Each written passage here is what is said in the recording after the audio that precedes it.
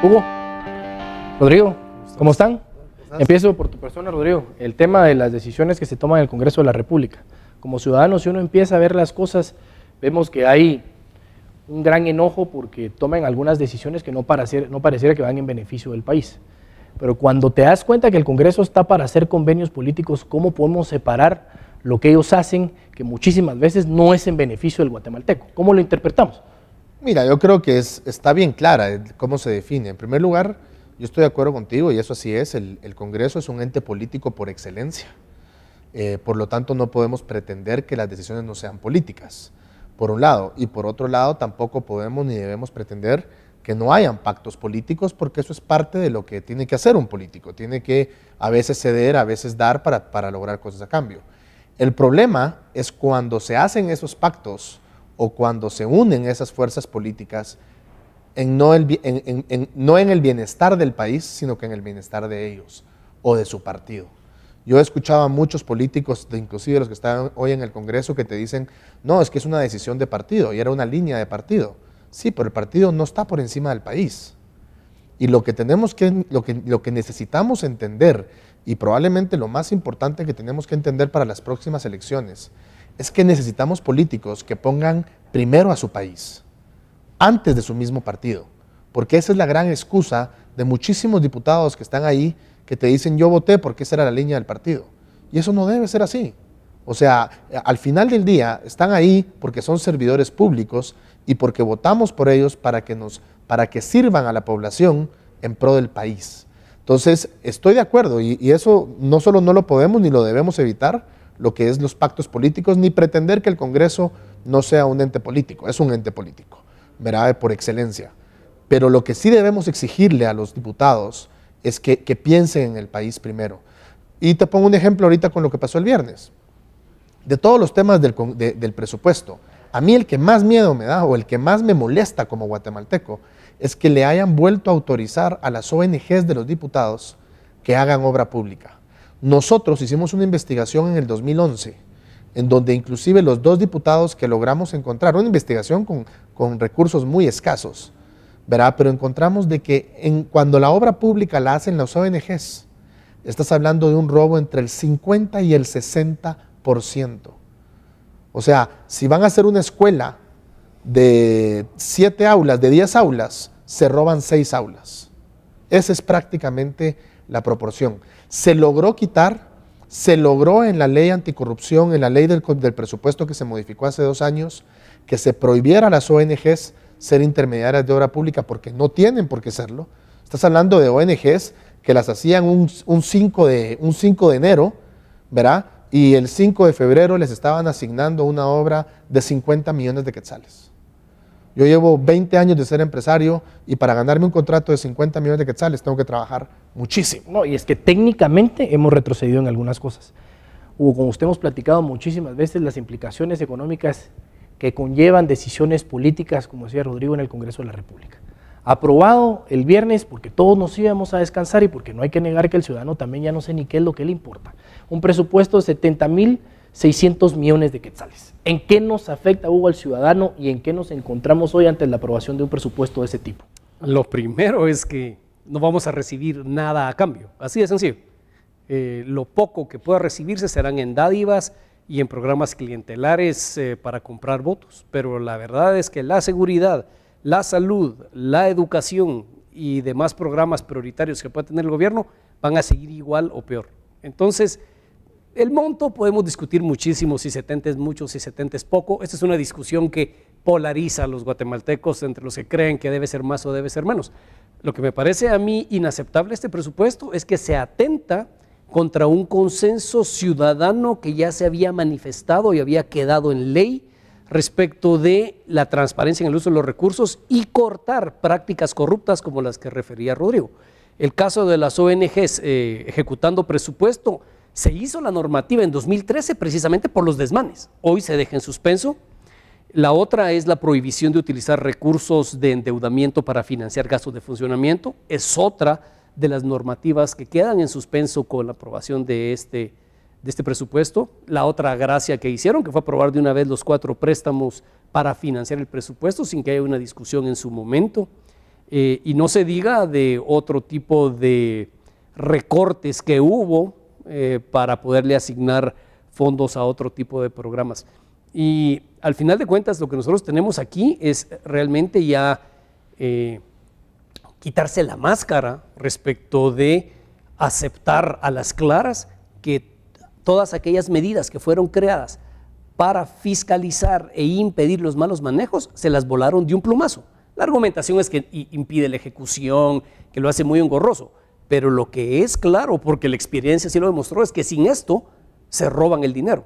Entonces aquí ante lo que estamos, para que la opinión pública lo entienda, no es si vamos a tener mejor educación o mejor salud o peor salud. Aquí lo que estamos viendo es que hay un chorro de recursos importantísimos que se va a los dos partidos mayoritarios que aprobaron este presupuesto, el oficialismo y la oposición, con lo cual a mi juicio se borra esa aparente oposición que tienen entre sí, porque lo claro está que cuando es recetarse para ellos no hay ninguna cortapisa ni ninguna medida técnica que valga.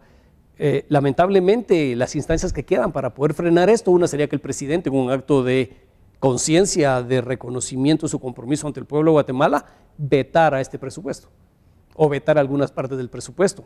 Y la otra, que en una gloriosa campaña algunos diputados de oposición pudieran tratar de... Y que sería lo que yo creo que deberían de hacer los diputados minoritarios, que no votaron, que por lo menos exigieran que se hiciera una votación posterior para derogar el decreto, cosa que también debería ser presionada por parte de los ciudadanos, ¿verdad? Porque el ciudadano nuevamente, por no entender, se queda también en su casa y no termina de entender lo que sucede. Regresamos, usted mencionaba en su intervención, van a ser dos partidos los que se quedan con un forro de dinero.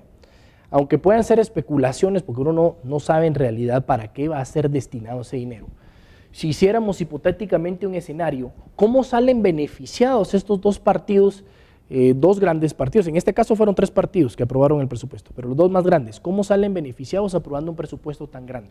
Bueno, directamente primero comprando cierta gobernabilidad en el país, porque a través de este presupuesto cumplen con los compromisos que han hecho con el sindicalismo estatal, sobre todo con el magisterio y el salubrismo, donde básicamente hay unos compromisos multimillonarios que tienen que honrarlos por razones políticas. Y eso iba, Rodrigo, porque cualquiera pensaría que quienes están afectando es a esa empresa privada en particular, lo cual no es.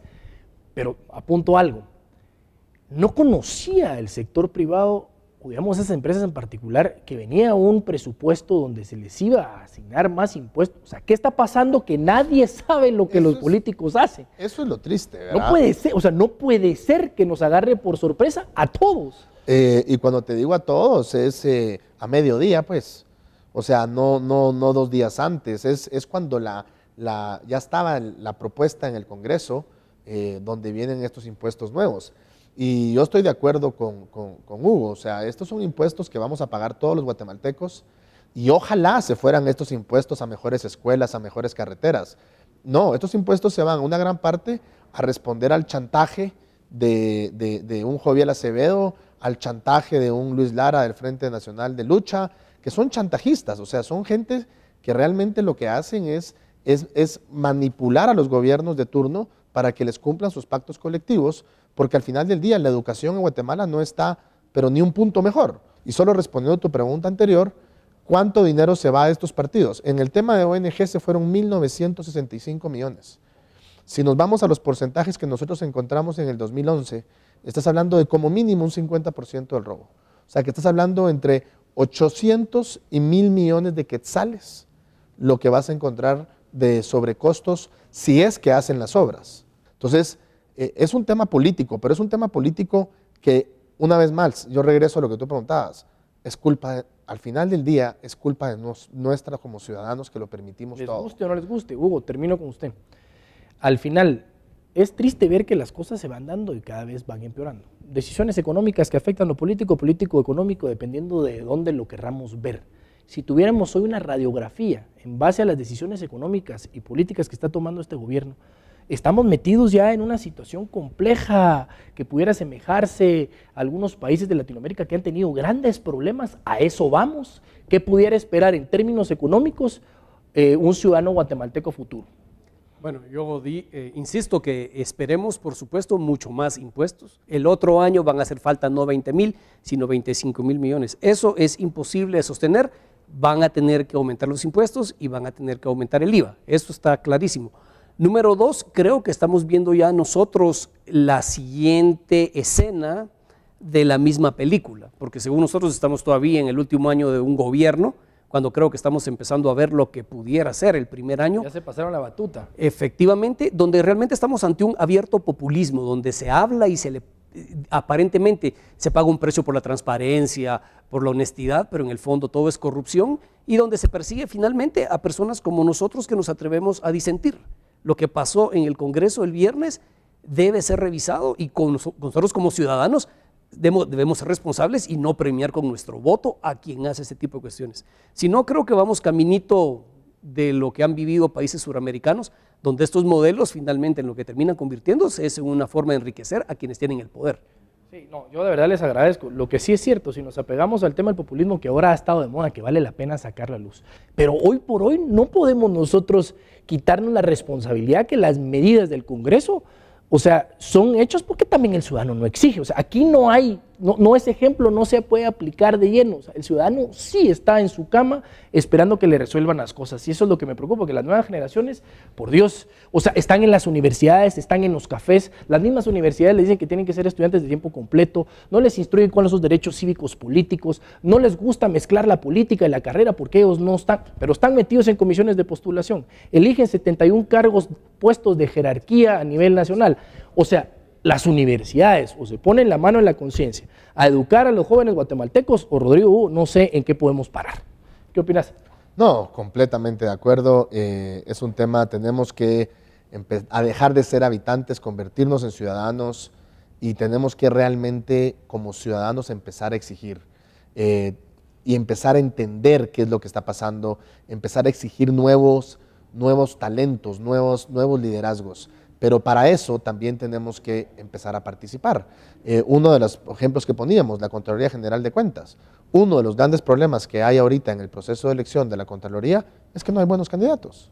O sea, realmente no hay candidatos que tú puedas decir, y ahí están los decanos de algunas universidades siendo héroes, porque eso es lo que están siendo, aguantando la batuta, ¿verdad? Tratando de no elegir a dos candidatos que ya han estado en la Contraloría y que no han hecho absolutamente nada por el país, pero son los que políticamente tal vez tienen más apoyo, pero tampoco tienen alternativas excelentes que promover. Entonces realmente tenemos que romper ese círculo vicioso en el que estamos los guatemaltecos, en donde hemos dejado que todos los espacios vacíos, que todos los espacios de la política sean ocupados por los peores, porque esa es la verdad.